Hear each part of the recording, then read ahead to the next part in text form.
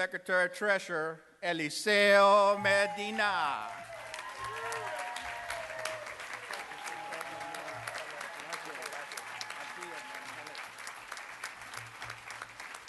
Thank you. Good afternoon, Local 775. There you go. That's the kind of energy and enthusiasm and passion that I love from Local 775. Let me say thank you, Manuel, for your very kind introduction. I'm especially proud to be introduced by Manuel. As you know, he's a real fighter. And he became one out of love for his family. You see, Manuel had a good job as a supervisor at a lumber mill. But he quit that job to care for his brother, who was afflicted with Down syndrome. And when Manuel did that, he also began to care for all of us by fighting against cuts to healthcare coverage, for improved training and work hours, and for justice for all working people. Manuel,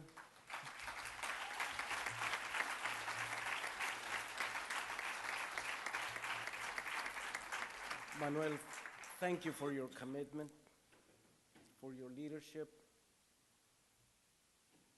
and for your big heart. It is people like you that makes Local 775 such a special union. And thank you, all of you, brothers and sisters, for inviting me to join you today to celebrate your 10th anniversary. You know, David already mentioned that I was the executive vice president when you started out. And I remember very clearly when we were talking about forming this union. You were a very small but really scrappy bunch of people. But you also had big dreams. You were less than 2,000 members. But you knew that if you work hard, if you believed in yourselves, and if you sacrificed, that there was nothing that you could not achieve. And today, as that old TV commercial says, you've come a long ways, baby. Today, you are the largest, most strategic, most powerful union in Washington State.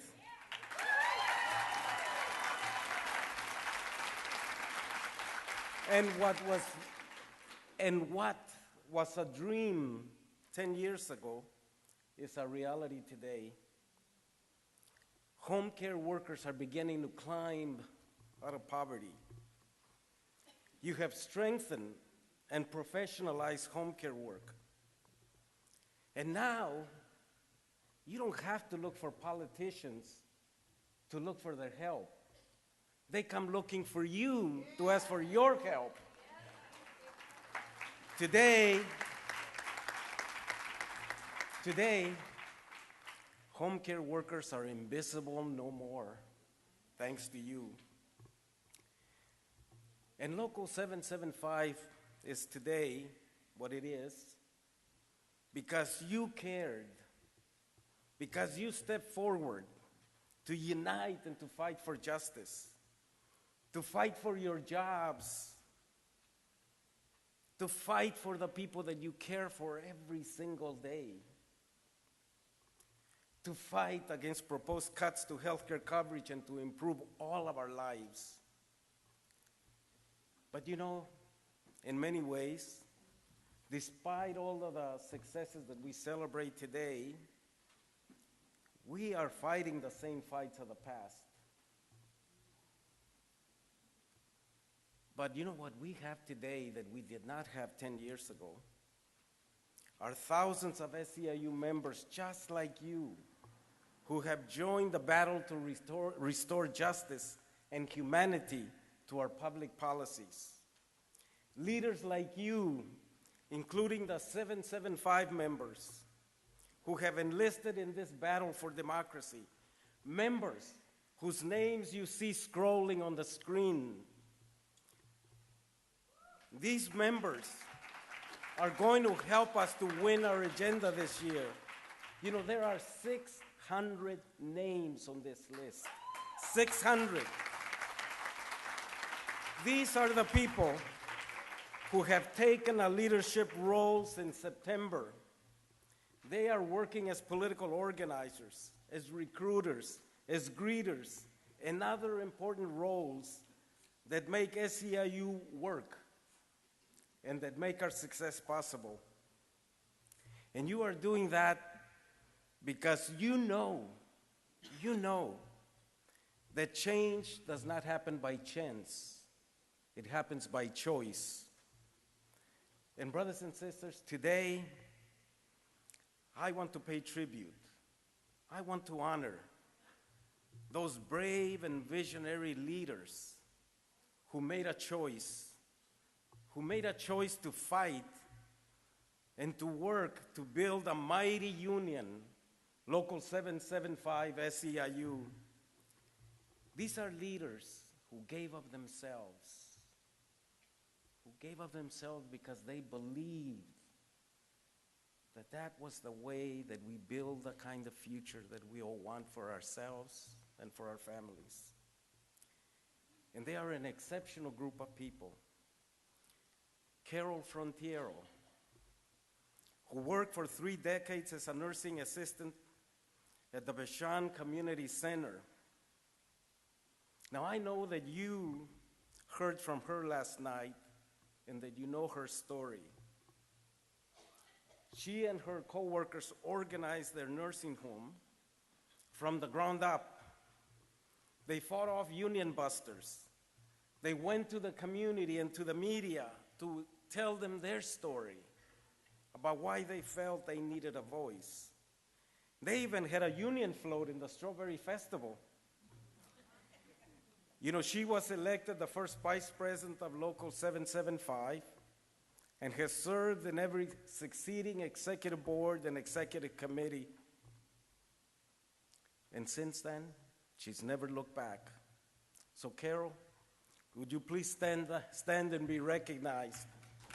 Carol, thank you for all your service to this union. Kathy Bird, who is affectionately called the Bird,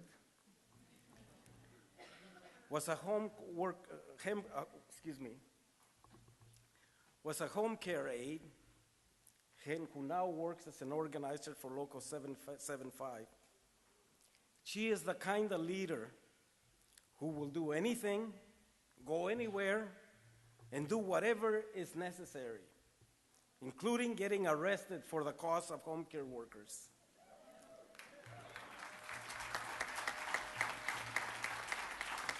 She has signed up co-workers as members and as co-contributors, and she has traveled from Washington to other states to help other SEIU locals that need her help. So Bird, would you please stand and be recognized wherever you are? Kathy Bird. Thank you. Dana Simmons, who, like Kathy Bird, is also a jailbird for justice.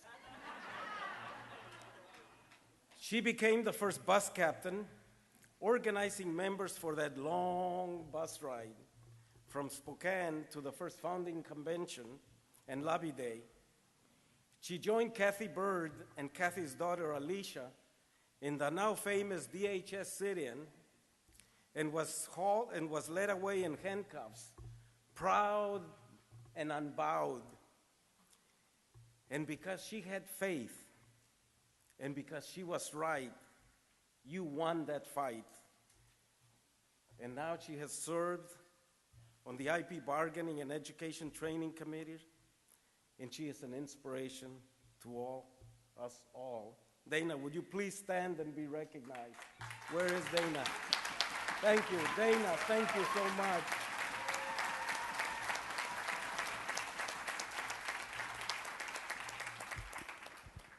Janet Rodriguez was a member of the first executive committee and on the first union bargaining teams.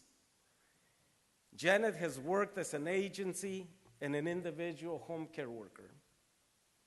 I know you also heard from her last night, and you, like me, are inspired by her story.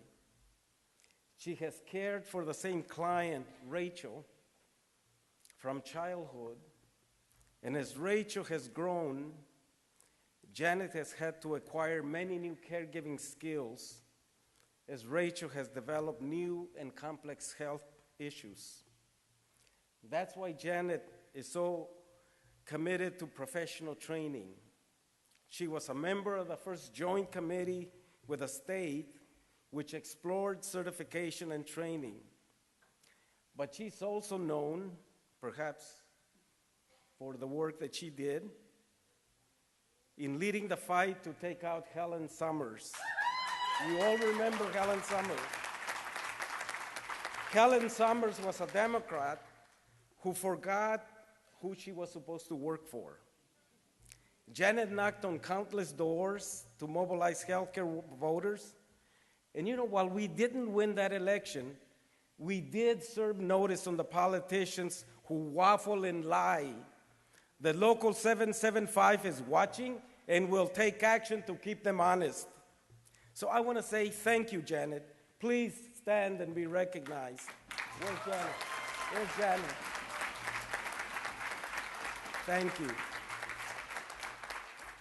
Eddie Hayes. Eddie is a home care aide for Catholic Community Services in Bremerton, and she served on the first executive committee. She was always the first aide to be dispatched to new clients and was a big favorite of the Filipinos,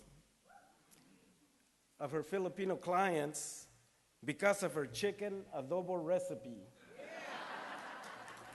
And let me tell you, if you ever had her chicken adobo, I'm told it is absolutely the best that you've ever had. Eddie was one of the first leaders to speak out for comprehensive immigration reform, telling her own powerful story about fleeing poverty in the Philippines. And if you enjoy dancing at local 775 conventions, you can thank Eddie for getting everyone to put on their party clothes. And with her leadership, you are also creating a dancing movement. Eddie, thank you so much. Please stand and be recognized. Where's Eddie? There's Eddie.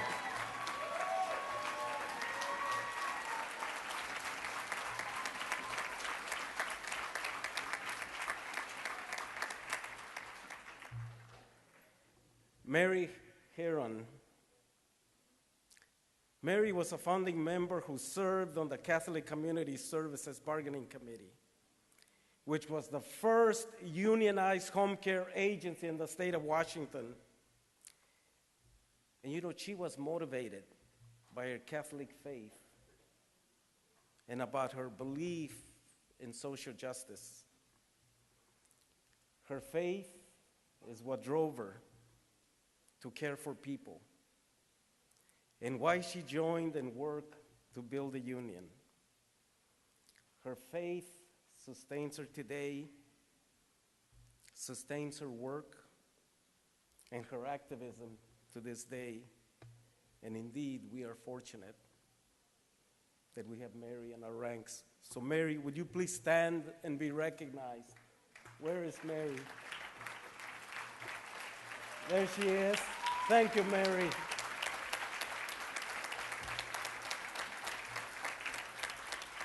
I want to say something about two other founding leaders of this great union. The first is Suzanne Wall. your former Secretary-Treasurer. And I love Secretary-Treasurers. I think they are the most important people in any union. But all kidding aside, Suzanne served as the field general of Local 775.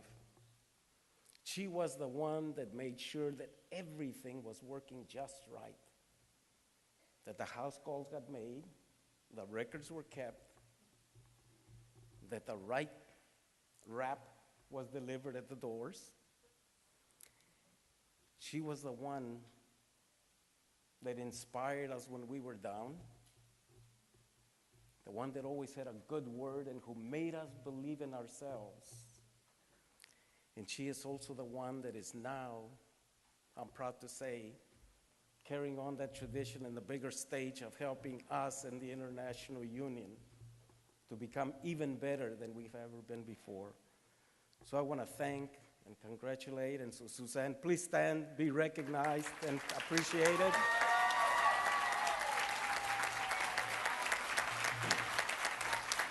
Thank you.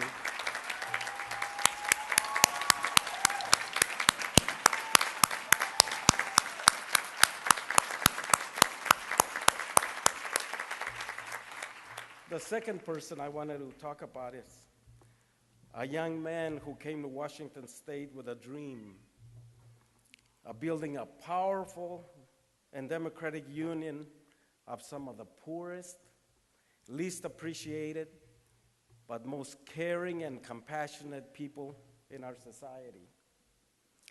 He is a man of vision, uncommon courage, a man who will never take no for an answer from anybody, politicians or the International Union, who will always be there for you in the good and in the bad times. It was his vision that led us to propose and win a statewide initiative giving home care workers the right to unite and build their own union.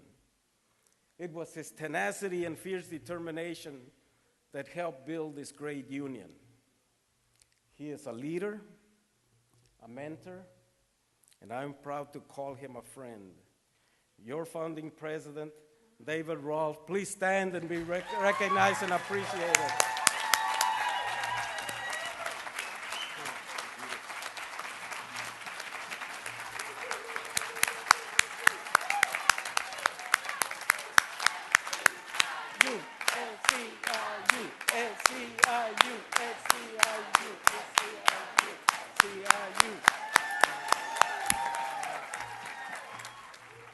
And so let me say and thank all of these founding leaders for the wonderful work that you did in founding this great union, and for all you continue to do for Local 775 members, for SEIU, for the labor movement, and for working people throughout America.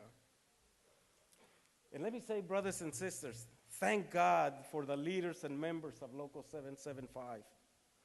Because today, as we stand here, we are facing some huge challenges. Even as we speak today, things are going to hell in a handbasket for working people in America.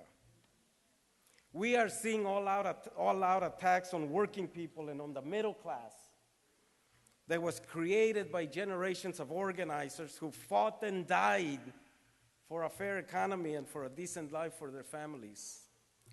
Today, in the richest country in the world, we are witnessing a widening gap in income between the rich and the poor. And the middle class is disappearing as good union jobs are shipped overseas by corporations whose only loyalty is to higher profits and CEO salaries. Corporations that salute no flag except their corporate logos.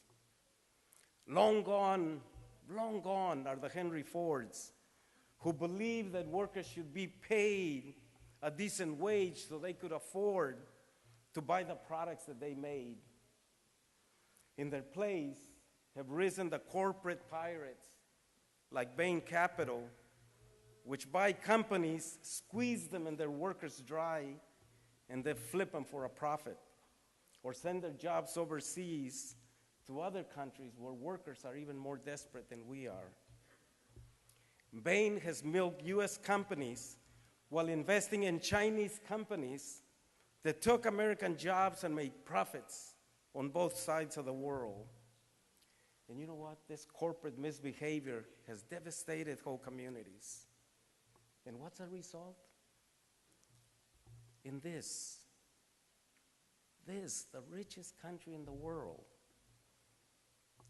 far, far too many workers are having to work 2 and sometimes 3 jobs just to make ends meet. And they work at low wages with no benefits or security. You know what I'm talking about? You've seen it in your communities. You know that you have to work long hours, and sometimes you have to fight to get paid for those hours, and then taking on extra jobs to make ends meet. But you know what I think is so tragic? The fact that workers have to spend so much of their time on the job means they have less time for their families, to give their children the guidance and the nurturing that they need to become healthy and happy human beings, ready to assume the role of leaders of tomorrow for this country. And you know, because of that, sometimes we say, why do we have so many social problems like drugs and alcohol and gangs and crime? Where there is no hope, despair prevails. And you know, that's the young, but they are also picking on those of us that are not quite so young. Those workers who are still lucky to have a pension, they're being seen those pensions raided and attacked. And you have to wonder, what do we have to look forward to in this country if they destroy retirement plans? Do workers in this country have to continue working until they die? Or are they going to live out their lives as a burden to their children? Brothers and sisters, that is not the American dream. We can and we must do better for us and for our children. But let's be clear. In my view, what's going on in this country is that corporations have decided to destroy workplace democracy, to destroy our very right to have a union. They have driven the private sector union density down to 7%, and now they are trying to destroy public sector unions. And why, you would ask, why are they trying to do this? They do it because they know that unions are the strongest voice against the corporatization of America. And if they can't kill us, they at least want to silence us as a powerful and effective voice for workers. Now these people that I'm talking about are the same people who crashed the economy, the people who are raking in multi-million-dollar salaries and perks, and who just love their life of privilege and want to make it even better. These are the same people who attack government. They only like government when it works for them and protects their tax loopholes. These are also the same people who are going after immigrants. Their plan is very simple: divide and conquer. Divide the private sector from the public sector workers, the native-born workers from the immigrants, the have-somethings from the have-nothings, and on and on. They say immigrants are taking our jobs and draining public services. They say public employees are to blame for there being budget deficits. And teachers are to blame for the state of our schools because their wages and benefits are too high. And they blame the failure to create jobs on unions because they say we fight to make workers, to get workers more of their fair share of the wealth they help to produce. You know, brothers and sisters, times are tough right now. Times are tough in America. And because of you, our members, we and SEIU are more fortunate than other unions. We've grown from 1 million to 2.1 million members in 15 years. We are the largest. We are the largest public and private sector union in America. We've won recognition and wage increases and benefits across America, and we began to make poverty-level jobs into good, solid jobs. We've helped pass the Affordable Care Act, which will benefit 20 million Americans who have no health care coverage. We've helped to fight back against anti-immigrant federal and state laws. And thanks to those efforts, the President issued an administrative order giving 1.7 million young people, dreamers, the opportunity to legalize their status. We have built broad coalitions of people who share our dream for America, a dream for a country where everyone is appreciated and respected for their contributions to our society, in a country where everyone has an equal chance to fulfill their dreams and to achieve the American dream. Brothers and sisters, our international union, like 775, has come a long way. But let me be absolutely clear. What we've all accomplished with our blood, sweat, and tears is in danger this November. Kirk Adams addressed whether this election is the most important election ever. You know, the truth is that every election is the most important election ever, because at every election we are in danger of losing what little we have won. And I think what's at stake this year is what kind of country we are going to become. Are we going to be the kind of country where everyone is welcome? Or a country where people of color, immigrants are excluded and persecuted? Are we going to become the kind of country where everyone pays their fair share of providing for the common good? Or a country where greed and selfishness is going to dominate? Are we going to become the kind of country where division, not unity, is the governing principle?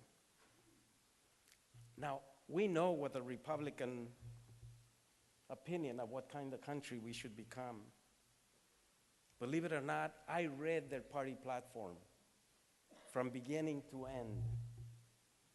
And if you read their party platform, you know what kind of America they want. It's not a country where people like you and me are represented. I've also heard their candidates speak about it during the debates.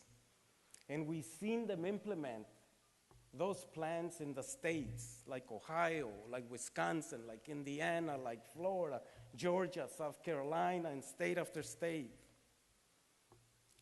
You know, when the Republicans say they want to take back the country, what they really mean is we want to take the country backwards, not forwards. Their platform is much more a platform for 1912, not for 2012 and beyond. Here's what they want to what they are proposing. They want to repeal President Obama's Affordable Care Act. And if that gets repealed next year, 20 million Americans are going to be condemned to needless suffering and an early death because they will have no health insurance coverage. What they are saying is that health care ought to be a privilege, not a right. You know, they want to make Wisconsin and Indiana and Ohio the model for labor relations in this country. They want to destroy workers' rights to have a voice and destroy our wages and our working conditions. They want to pass state laws to harass and intimidate and racially profile immigrants so that we self-deport or at least shut up and continue working cheap at jobs with no rights or protections. They want to repeal President Obama's administrative order to allow 1.7 million young people, dreamers, to regularize their status. And they want to impose the Ryan Aiken vision on reproductive rights on the women of America because they think they know better than women what is good for them and what decisions they ought to make for themselves. And they want to continue to give the rich and the corporations more tax breaks that you and I will have to pay for. And when they say they want less regulation, they mean don't regulate the banks, the oil companies, or all of those people who made this mess that we're all in now. And they want to turn over our democracy to the rich and powerful, to the Koch brothers, the Adelsons, who can buy politicians and elections through their unlimited campaign bankrolls. That is their vision for the future. Brothers and sisters, I don't know about you, but I have a message for them. It ain't gonna happen. It ain't gonna happen. It ain't gonna happen. We are gonna go out and fight to re-elect President Barack Obama. We are going to fight to keep the control of the Senate, and we are going to take back the United States House of Representatives. Now, to do that, we're going to have to go out and have millions of conversations, millions, with men and women and workers and immigrants, people who care about the future of America. And I tell you this, if we do that, they will respond, and we will win on November the 6th. And when we win, that's not the end of the story. Because beginning November the 7th, we are going to go to work to make sure that we can implement our agenda for America, beginning with comprehensive immigration reform, with workers' rights, and with protecting health care coverage for every single American. Now, it won't be easy, but you know, nothing worth having ever is. Nothing ever that's worth having is ever easy. And I am confident that we will be led in that fight by the 600 local 775 warriors for justice, whose names we just saw scrolling down the screen. Will some of those 600 who are here in the room please stand up so that we know who you are? Here are the warriors that are going to lead us in 2013.